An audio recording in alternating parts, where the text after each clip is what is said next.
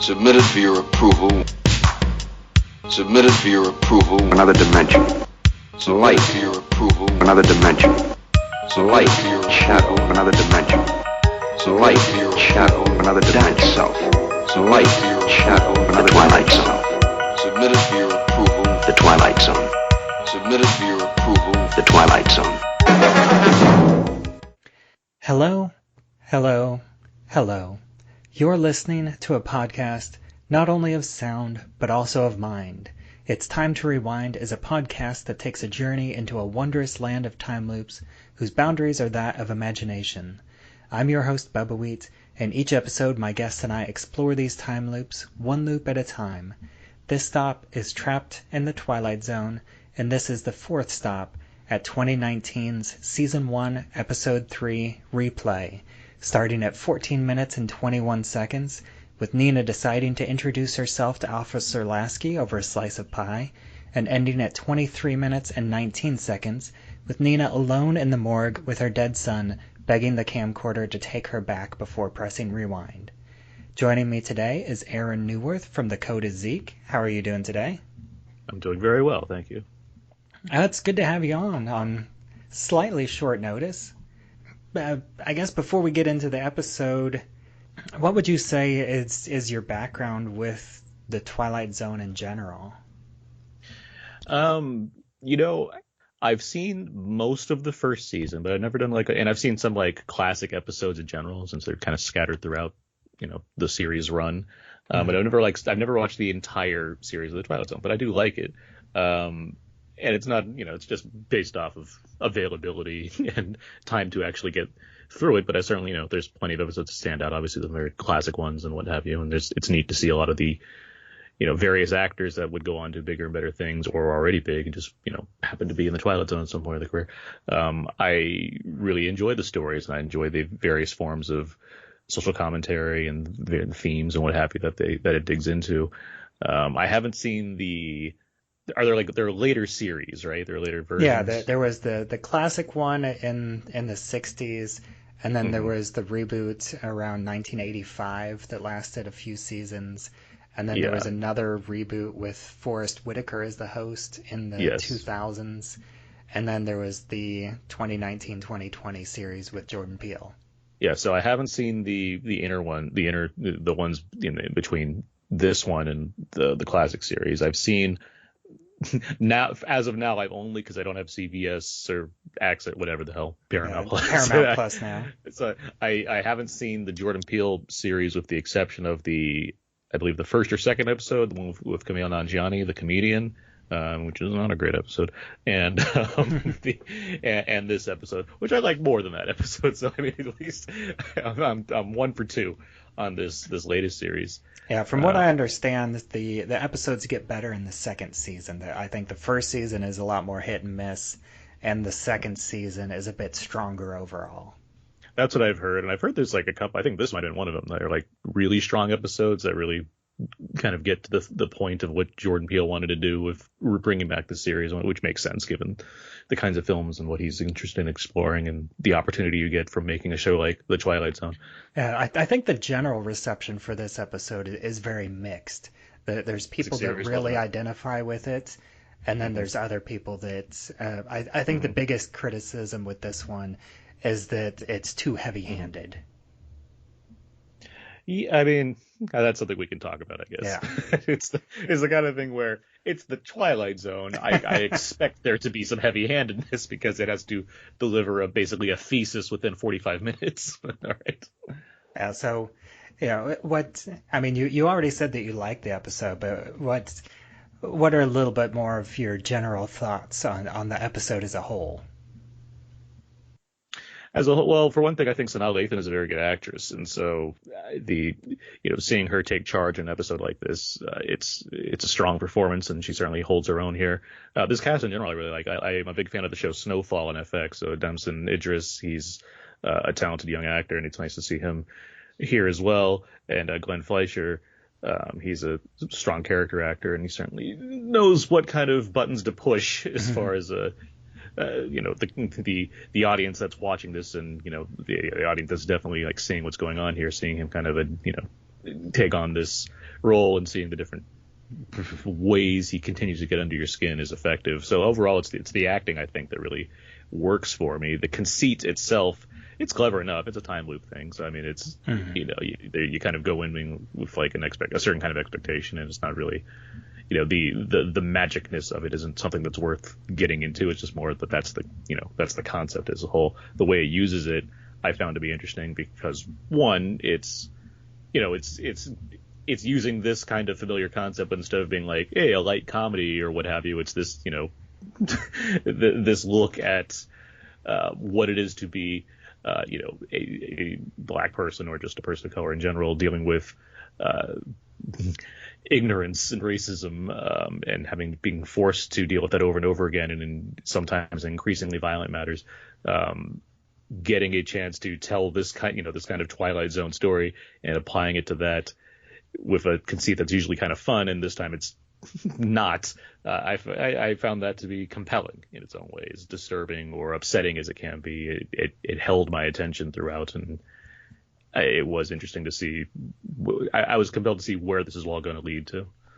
Yeah, I feel like this episode does a good job at presenting a different kind of horror than a lot of people are used to, and it's something that resonates more specifically with black people and people of color, a lot more than with white people, because it is targeting a very specific a very specific situation and a specific type of privilege and experience that's definitely not universal.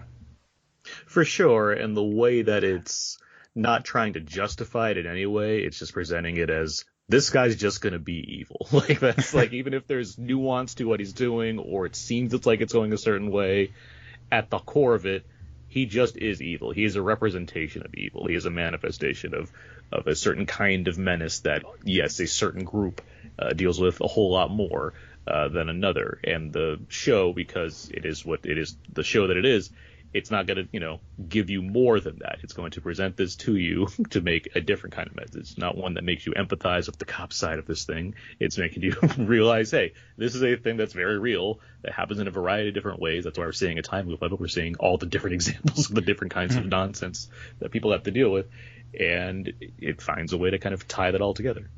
Yeah, one theory that I've started to develop as I've discussed this episode in more detail and broken it down is I almost feel like Officer Lasky represents the devil. Mm-hmm. Like, a very specific incarnation of this like ever-present, persistent evilness that has targeted Nina specifically, Nina and her son, and keeps tracking them down no matter what she tries to do to escape him. That's an interesting look at it, and I respect it. I certainly can see that side of it. I think, granted, I've watched it the once, but I mean, in terms of my own experiences and just what I've seen or what have you, like it certainly feels like an embodiment of something that's just established as time has gone. This is how things are. This is a thing that has not gone away. This kind of systemic racism that's rooted into what it means to be an authority figure that can lord it over certain people. And Lasky is a person that's assigning it as Satan. Like, try to think of the different ways of thinking this. Like, if you assign Lasky as Satan, that feels like that's coming at Sana Lathan's character as, what's her name, Nina. It's coming at Nina as because she has a certain kind of faith or whatnot, therefore there's a dark side of it or an evil side of it that's always going to be there. Whereas she's the person that I see it as, she's the person that she is regardless. It's not, there's no choice made for her to be who she is. She just is who she is, and she's proud of that. But there's this other force that is always this wall that wants to come up in her way. And I don't know. Yeah, I gotta think about that as far as the different things that Lasky can represent. Yeah, I think it's definitely something worth bringing up, especially Sure, for sure. in this sort of format where I'm really kind of taking a look at this episode with a fine-tooth comb.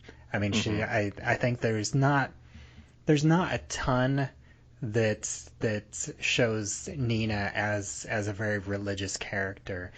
I think really the only thing that I can think of right now that I've discussed already is the fact that the name that she's chosen for her granddaughter is Trinity, Mm-hmm.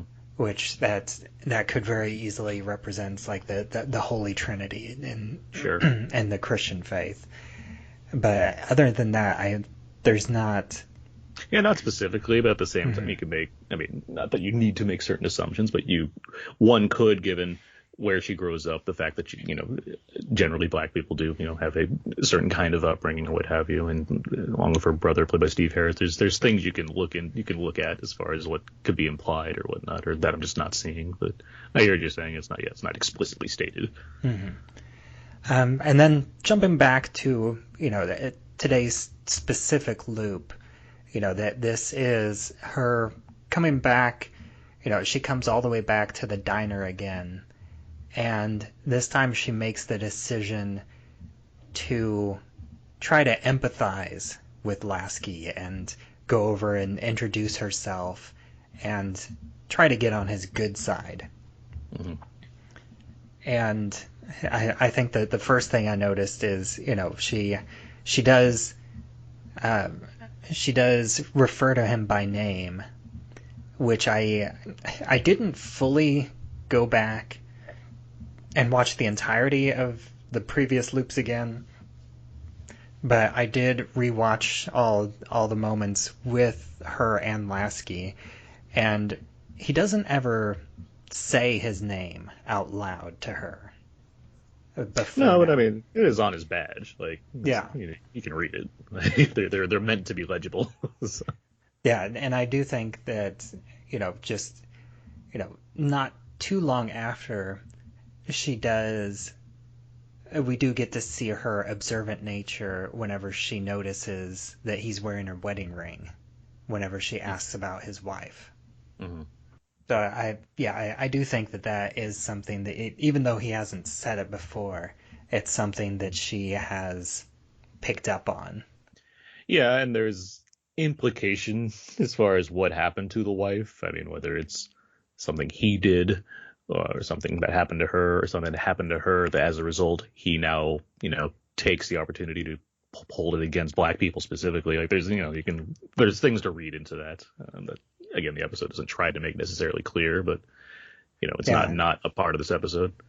Yeah, I thought that was an interesting moment because I feel like that is used as a moment of empathy for the audience towards Officer Lasky, who up until this point has just been this like, I referred to him and I think just the last episode as the racist Terminator. Hmm. Yeah. Well, he what was I gonna say?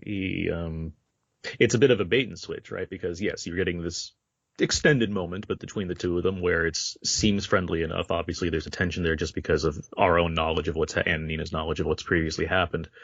But then by the and even during the conversation they're having, he still does like there's certain slights, there's certain microaggressions as far as how he speaks to her, Hmm. like saying like I remember. But then, by the end of it, he starts asking about the car, and it's like no matter what happened to this conversation, doesn't matter. At the end of the day, he's still going to find some reason to single her and her son out for reasons that are not good. Yeah, you cut out for a moment there, but uh, just to point out what I at least some of the ones that I think you were mentioning, like the conversation starts out by she offers to shake hands, and he says that he can't shake hands while he's carrying a holstered weapon, which is something that I was curious about, and I looked it up, and it is true more or less. I believe I get the impression that it's more at the officer's discretion. But Yeah, because I've seen plenty of like clips of the friendly officers that are like high fiving and stuff like that. Like I mean, that seems like a pretty loose use of that kind of power, yeah, um, but it or that kind of also rule. Hmm. but it also shows that, like you called it, it's a like a microaggression. It shows that he sees her as a potential threat. Yeah, he needs to have access to his weapon if need be, um, because this is the person he's talking to. So he decides, yep, I can't trust this situation. Yeah, and then one other slight against her that I completely overlooked the previous 2 or 3 times that I've seen this episode as a whole before now, but then focusing on this specific clip, whenever he says, "I don't recall ever having seen you, and I know everyone like you." Yeah, I think I cut out during that because I mentioned that too. That's Yeah. definitely a bit that he makes clear as far as this tension that's there, and this I have a very specific vision of what's going on here and who I'm talking to, and I need to make that clear. Yeah, That is and definitely going to this rub way.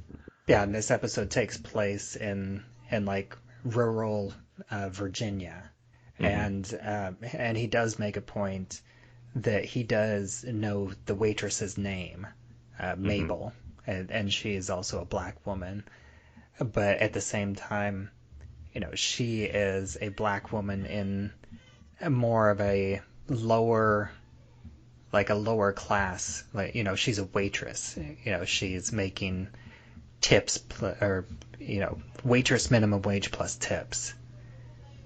So Yeah, there's no power there whatsoever. He's the one in control because he gets the food and does what he needs to. She has a purpose for him, therefore she's not a threat. yeah, and then I think the other red flag is, at least in terms of Lasky's eyes, is whenever she's talking about her family that lives nearby and her brother, and um, that he might say that she got too fancy. Mm. And so that feels like, from the racist cop's perspective, that is her growing too big for her britches, and that that would be like something where he feels the need to dress her down. Yeah, He also makes the statements like whenever she talks about her son, he says, that's a good looking boy. And I feel like that specific line is used to for him to try and deflect his own racism. Like for him, he's purposefully trying to not appear to be racist. hmm Does that yeah. sound about right? It's his version of what friendly means. Hmm. It's like if I compliment him by calling him good looking boy, which is it's more condescending than some people might think. Yeah, it into for sure. But like I say, I mean, all of this, it still serves as a bait and switch. It still serves as this. Sure, I mean, you can relate to me, and I'm trying to have a good conversation with you. But at the end of it all I see is the same thing, and I'm going to try to find a way to call you out. And in this case, it comes down to the car. Yeah, and I couldn't.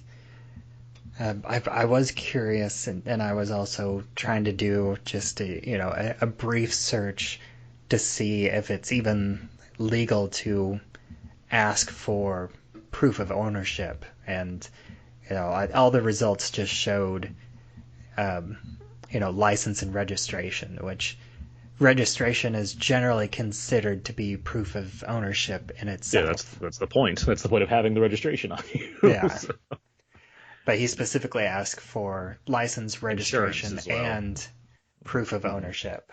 Yeah, which I mean, this is all nonsense at this Yeah, at this point. yeah, there's there's no there's nothing here to like. What gets me, like, obviously it's it's the episode. The episode's purposely playing on your frustrations of seeing this kind of thing play out. But it's like, even in this scenario where it's been the nicest possible conversation, let alone a free piece of pie for the police officer, he's still decided that because the car is too fancy, to quote him, that have this vehicle. It can't be just because she's worked hard and earned it herself.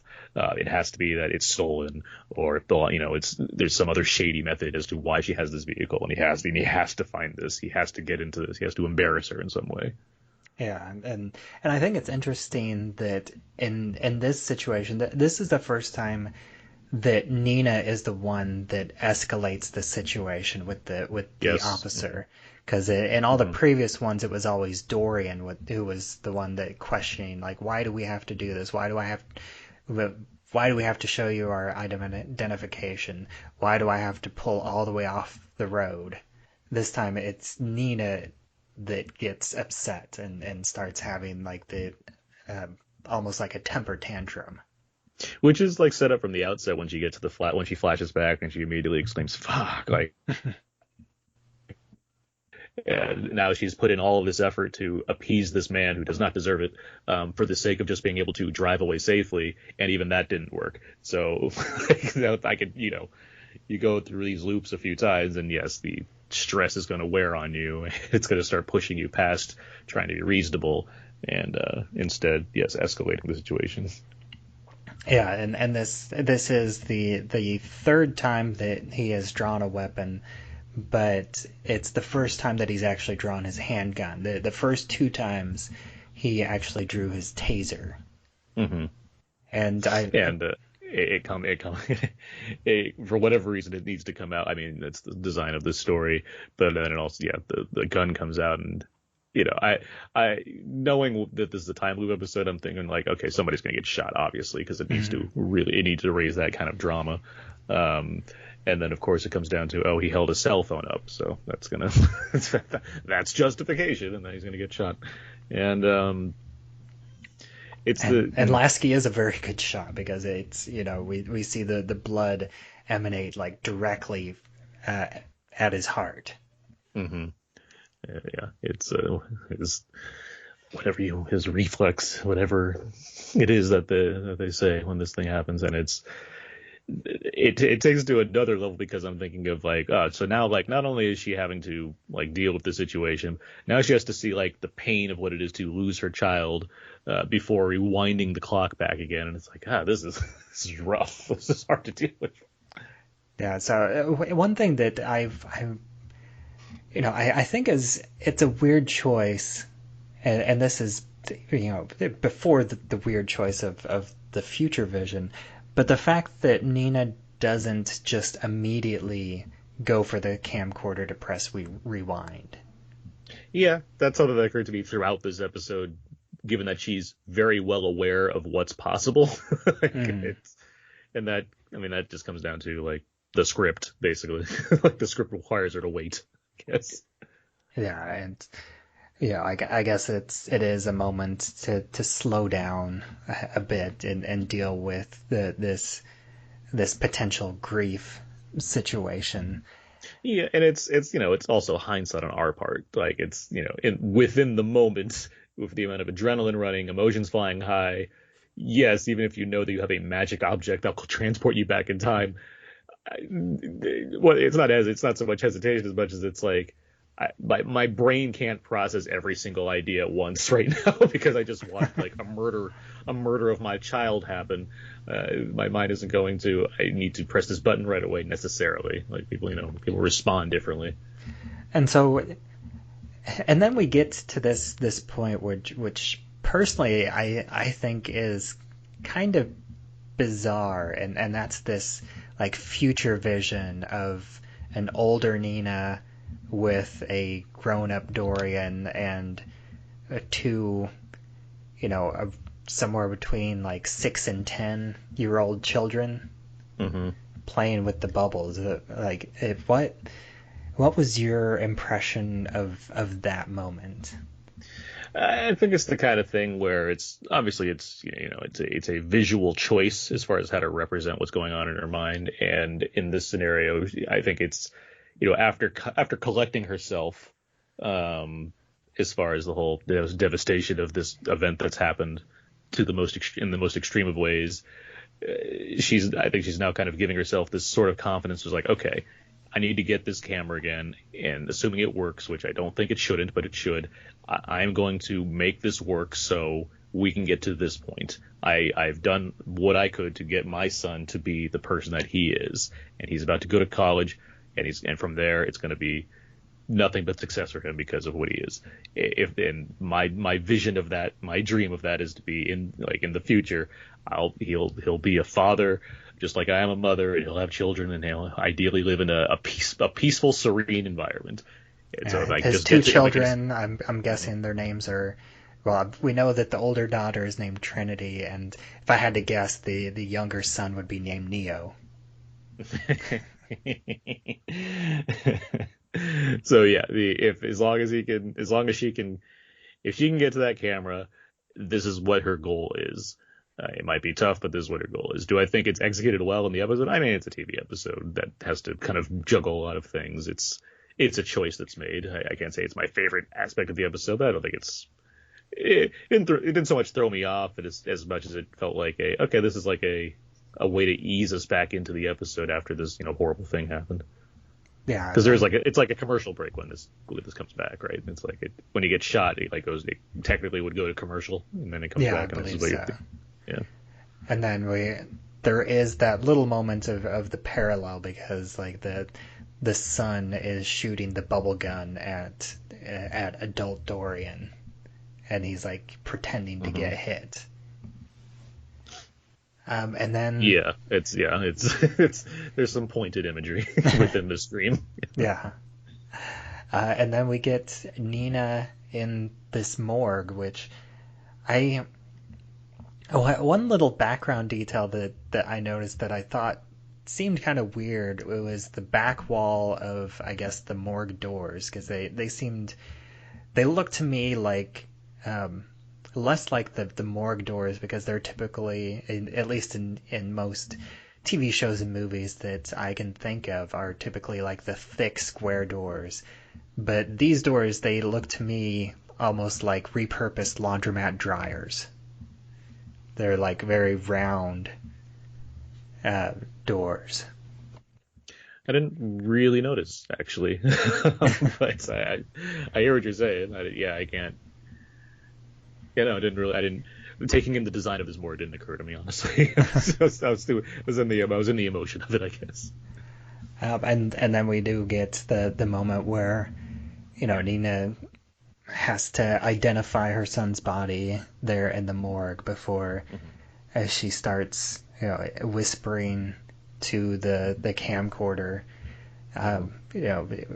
basically like, please work. And the other thing that I noticed is whenever we get the close-up shot of the camcorder, it's a very narrow focus, to where the only word on the camcorder that we can see clearly is the stop, because her finger is actually covering up the rewind and the rewind button.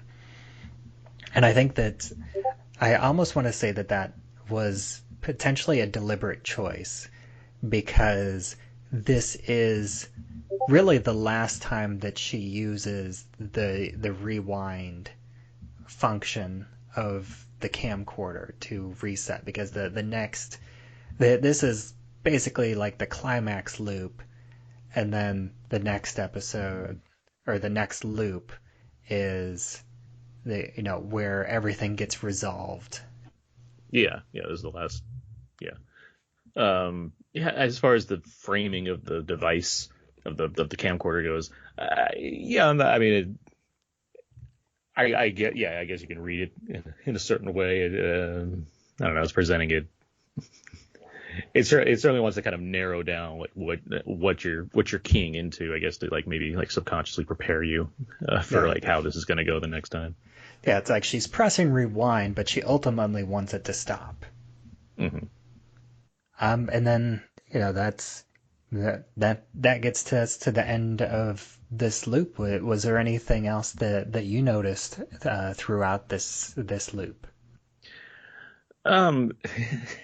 Just my general frustration with it's the kind of thing where I throw myself into this kind of thing. I'm watching this, and it's like, I'm sitting there like as the son, like watching this play, is like, why is this man like for one thing, why why did we just do this apple pie thing?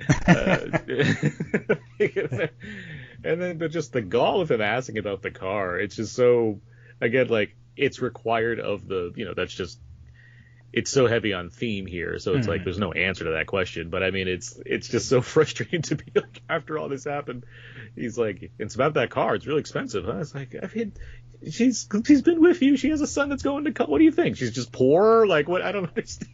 It's that whole. She's dressed as she's just as a businesswoman. I mean, there's nothing here to present anything other than a successful mom that has done a lot of work and has a good son. Like. Yeah, like I was saying, I think that me getting to the idea. Yeah, I think that ties in with what I was saying. Some of the criticism towards this episode, that it's we have this very heavy-handedness and this very like blatant racism presented to us. That's just so flagrant. It is, and the why I don't mind that it's over dramatic is because, well, that's not over dramatic. That's reality. Like that's exactly what happens to begin with. Those things do occur, still occur, are probably occurring right this second, as far as the way that people want to throw their power around, based off both their position of authority as well as the fact that they just think that they're better than you. And there's no rhyme or reason to that beyond exploring the depths of American history and why there is a certain positioning of one versus the other, and why one thinks they can lord it over the other. And yeah, sometimes it just doesn't make sense. It comes out of idiocy and naivete and reasoning that is just beyond anything that makes sense, but it still happens. And it's unfortunate, obviously. And there's been various turns to at least call it out a lot more. But to call it over dramatic for a show like this, that's the sad reality that Jordan Peele and his his fellow filmmakers and camera. Yeah, and I am curious. I'd like to ask you, and you're free to to answer it as little or as much as you'd like to, but sure, I'm coming from the experience of privilege. I'm a middle-aged, middle-class white guy living in a suburban U.S. But have you ever had any sort of I doubt that you've had an experience quite like this, but have you ever experienced this type of racism in a way? And is there anything that's that's maybe not too touchy that you would want to share a little bit? Yeah, it's not. Obviously, yes, nothing to not obviously because who knows, but nothing to this extreme. But no, I've had run-ins with people of authority that speak to me a certain way compared to others that are all me. That's something that I have to accept. And depending on the context of the situation, there's often just not a lot you can really do about it as far as in the moment goes. If there's something to do afterwards, I haven't run into something as extreme where I needed to make a major point or run it up to another line of authority. But yeah, between different kinds of microaggressions versus flagrant racism, I would say I have been lucky to not have to deal with anything too terrible. But no, there's been episodes where things go a certain way, and I know why. Yeah, it's still tough, and I try to be as much as an ally as possible, but I don't come across that many instances where I'm able to step up, and even in finding guests to discuss this episode, it did make me realize how even in the online world, how few people I could think of to reach out to in terms of bloggers and podcasters of color that that I knew well enough to reach out and ask to guest on this show. Which is understandable. I mean, it's it's not a fault of you. It's more of the kind of exposure that certain people have, or they're able to get themselves into a position where they can be noticed, Yeah. or there's a variety of things going on. But as far as what you were doing with this episode and the idea that you contacted myself along with whoever else you have coming along, I do think that's something that should be appreciated, because I do think this is an interesting it's if you're exploring time loops, and there's plenty of this kind of I don't know, device that's been used in cinematic and television history. It is neat to see when it applies to some more serious fare, or something that's outside of the general lighter type of time loop usage. Yeah, I will definitely say that this episode specifically is a far cry from Groundhog Day, and it's even a lot different than the Try episode, because even though that has some dark moments, I would say it's mostly dark comedy, and it's there's a lot more comedy in it than there is the horror aspect. Have you seen Two Distant Strangers by chance?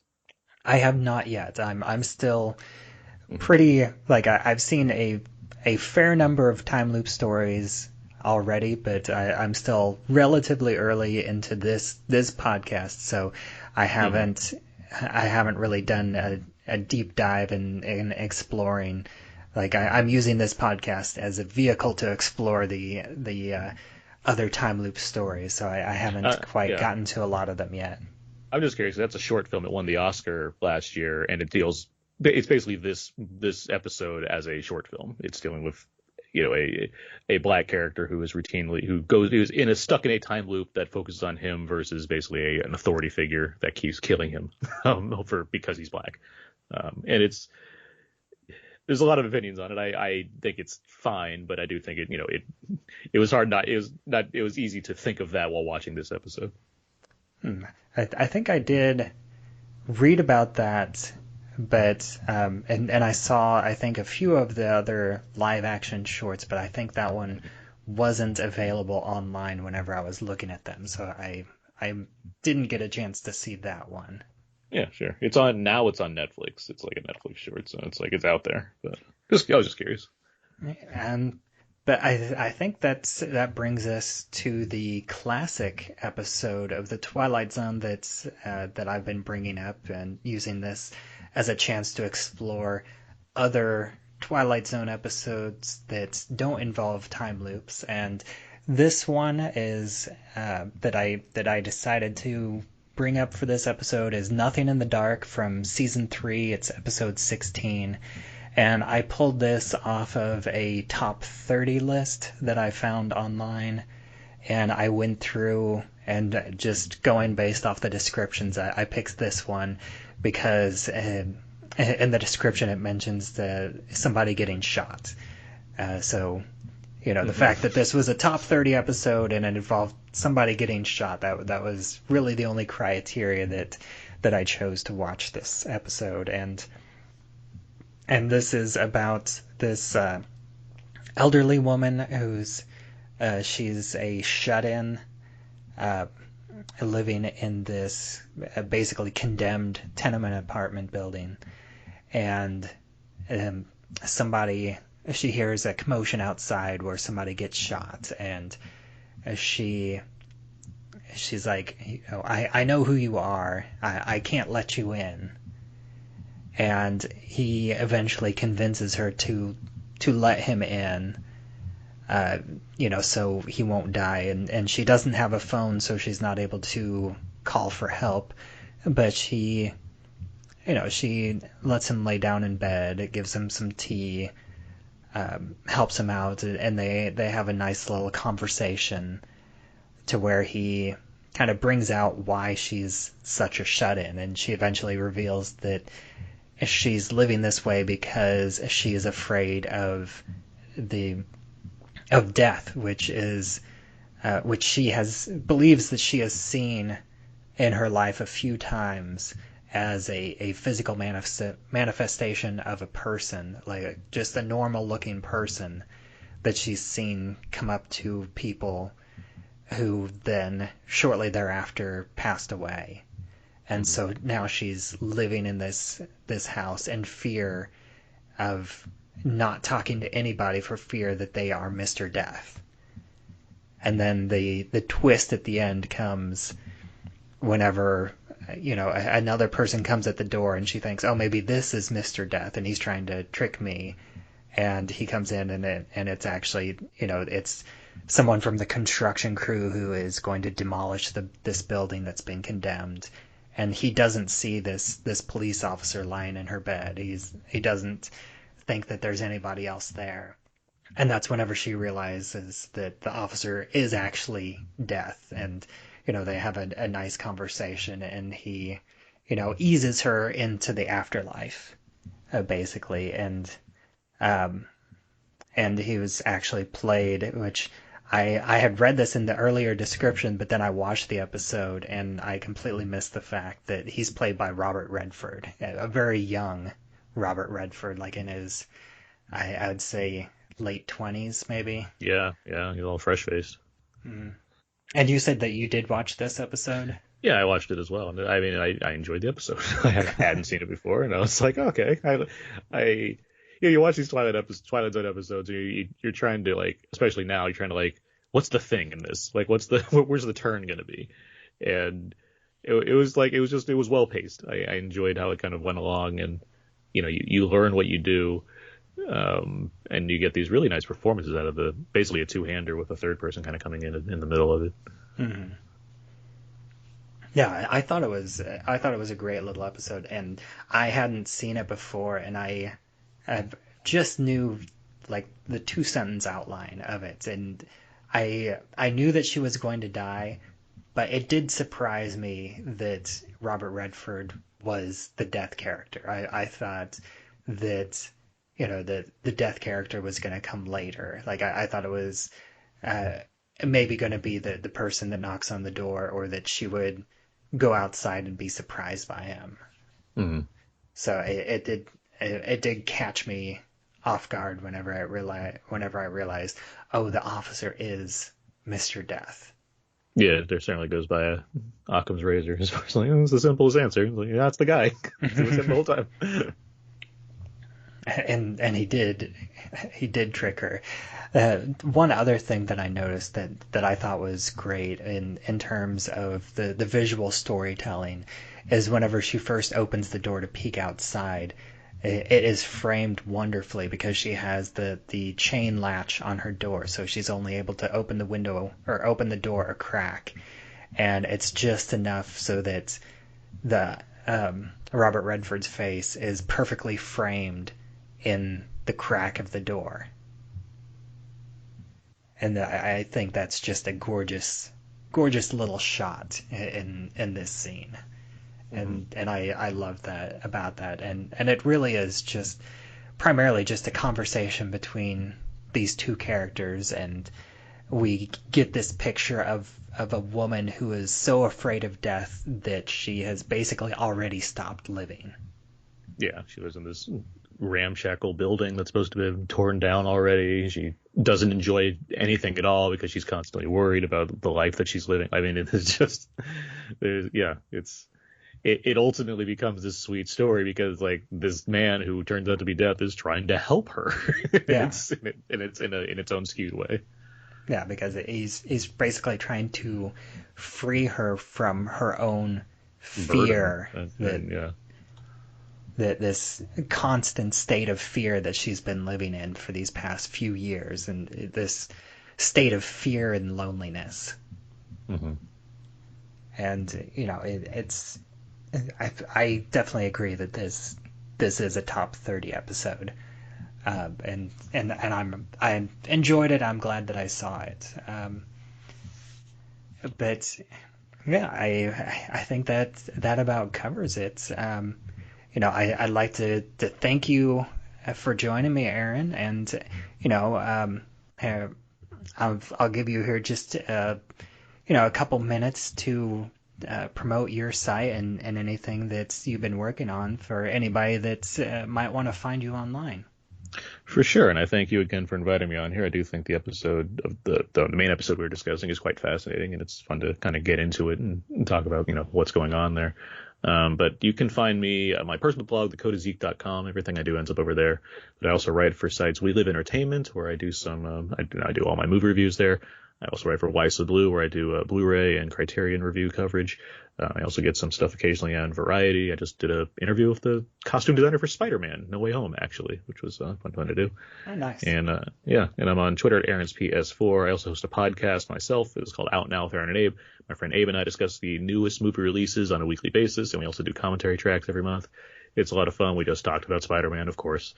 And then we have a Matrix episode coming up, and there's all these other things happening because this is a busy time of year, and there's no time for breaks, apparently. But yeah, that's Out Now with Aaron and Abe on iTunes and everywhere you can find podcasts.